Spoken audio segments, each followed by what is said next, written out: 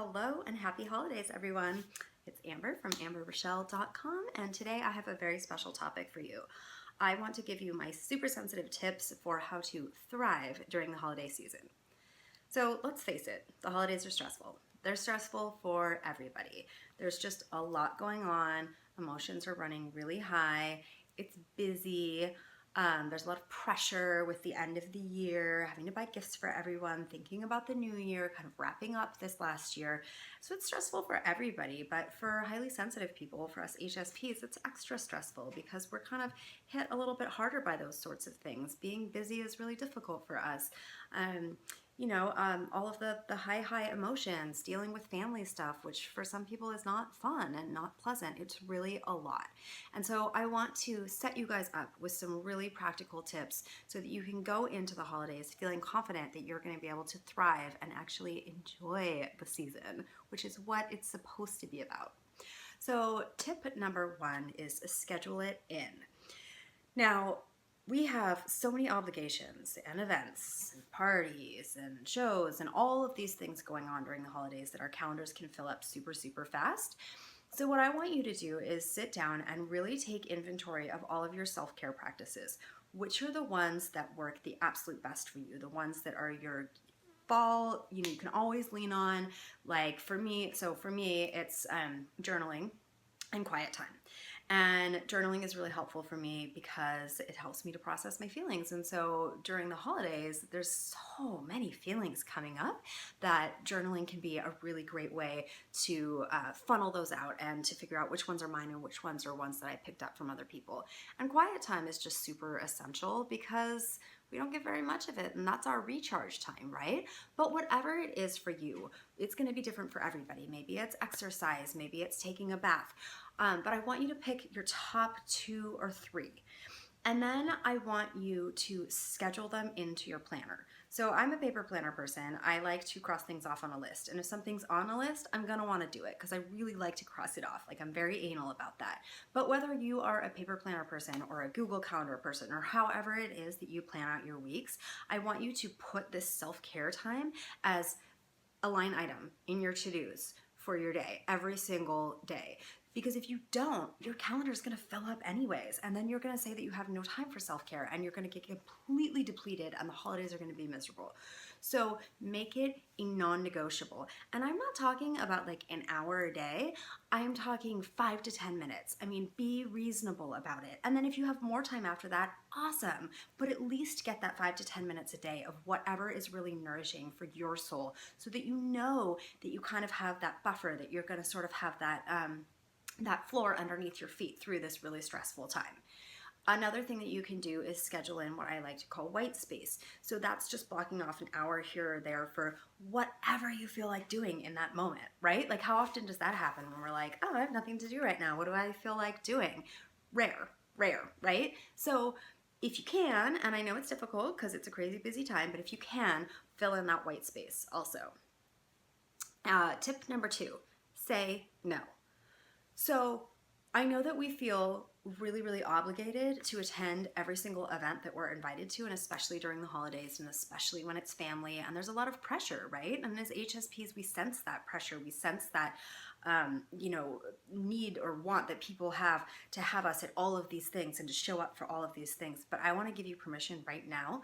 You can say no. It's totally okay to say no. People will live. They will get over it. Say no. Only you know how much you can handle in a day, in a week, in a month. But I want you to get really aware of what is too much for you. And then you have to prioritize which of these events are the most important. Or rather, look at it this way. Does it stress you out more to go, or does it stress you out more to not go? Right? So if it stresses you out more to go, don't go. Say no. It's totally okay to say no.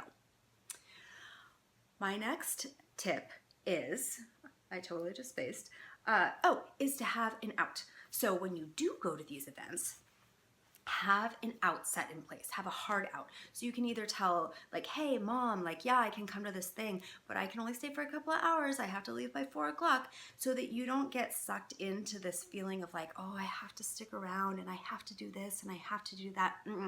You don't. You don't have to do anything that you do not want to do. Set yourself up with a heart out.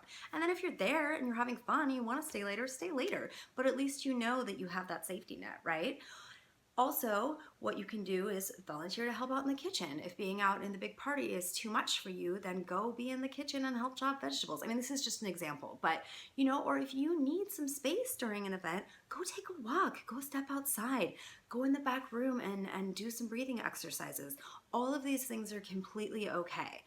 And if you have a friend there or a significant other or, a sibling or somebody that understands and is supportive, then you can kind of tell them ahead of time, hey, I might need some time out. Can you come with me? Or, can you distract mom or dad while I sneak out the back door to go take a walk? Just so that you know that you have a support person there that is going to help you out in what could be a potentially stressful event for you. My last tip for you is to check in often. So as sensitive people, we so often wait until the end of the day to check in with how we're feeling, especially when we're busy people. And then by the end of the day, you're screwed because you're like, oh my God, I'm so overwhelmed. I'm so depleted, and you haven't taken care of yourself throughout the day. And that's when we tend to fall on more self-destructive and numbing out behaviors because it's built up and built up and built up and it's just too much. But if you check in with yourself at regular intervals throughout the day, then you can start sensing oh, you know what? I don't know if I can go to that party tonight. I'm feeling super overwhelmed right now. What I really need in this moment is to go home and take care of myself.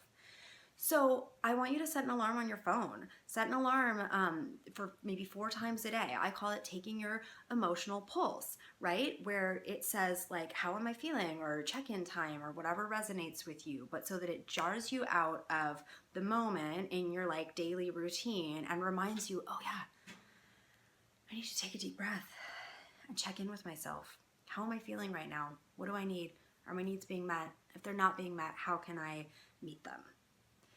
So overall, with all of these tips, I just want you to be really unapologetic about owning your needs.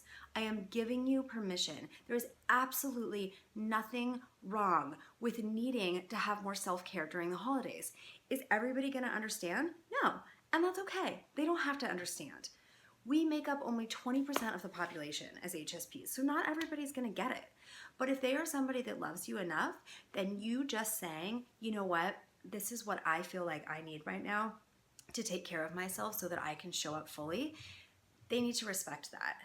And you don't have to say anything more than that. Your main priority is to show up for you, to take care of you, to show up for your needs. If you want to be able to go through the holidays as your fully bright, shiny, joyful, authentic self, then you're going to have to work some of these steps so that you can make sure that you're setting yourself up in a way to show up fully and to not be completely depleted, so that when you are with your friends and family, when you are in these important moments, you can really, really give your all to it and really be present and not be feeling so drained and resentful and overwhelmed and exhausted.